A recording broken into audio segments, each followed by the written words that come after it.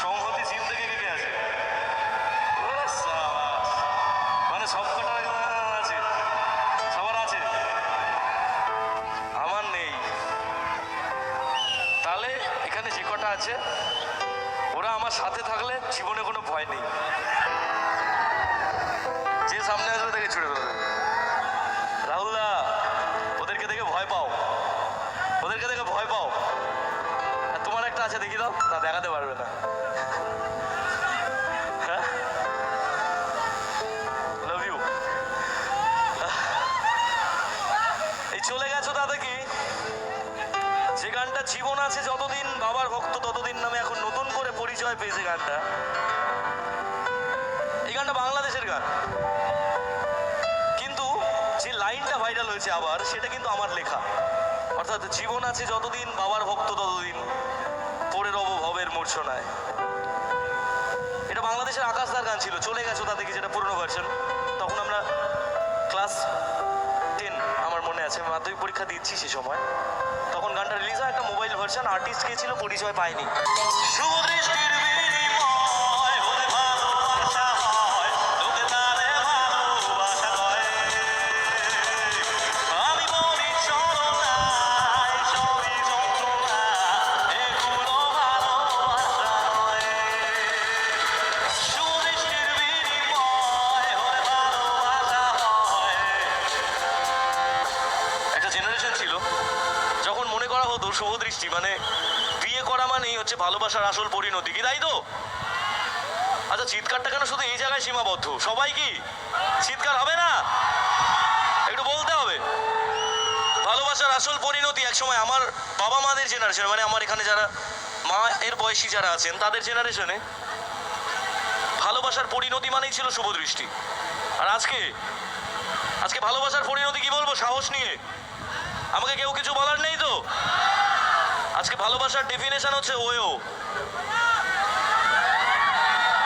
আজকে ভালোবাসার ডেফিনেশন হচ্ছে ও ওয়াই ও, যেটা ভ্যালেন্টাইন উইক চলছে এখন সব থেকে বেশি সেল চলছে, তাই তো? ওরা ভালো জানে, আমার ভাইয়েরা খুব ভালো জানে। আর এই ভালোবাসার ডেফিনেশন থেকে আমার কাছে ভালোবাসা মানে হচ্ছে ফাটের কথা। ভালোবাসাটা যে কিছু বুঝি না। বাবা মা ভালোবাসে, এই যে আপনারা আমায় ভালোবাসেন, এটাই আমার কাছে শেষ কথা।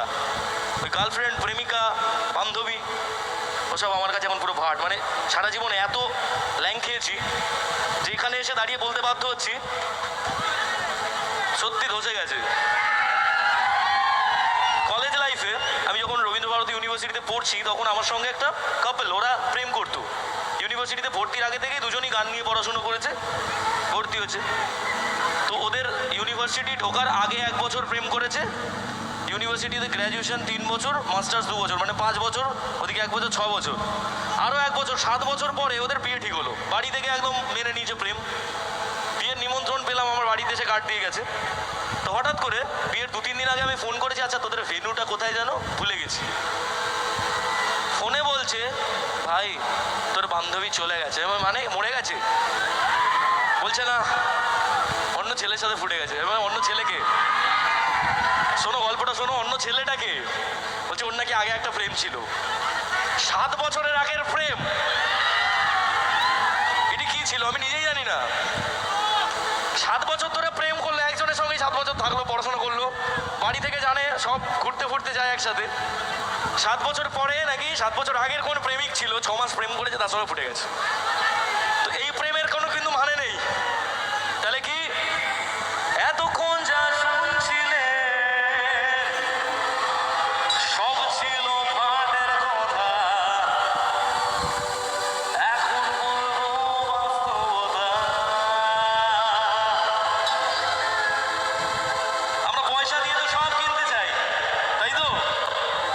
ভালোবাসা হারিয়েছি, ভালোবাসাও কিনবো পয়সা দিয়ে, এটা আমরা মনে করি। আমি তো মনে করি, কারণ এখন পকেটে পয়সা আছে, ইচ্ছে হয় ভালো খাবো, ভালো গাড়িতে ঘুরবো, রোজ একটা করে সোনার গয়না কিনবো, এটা আমার ইচ্ছে।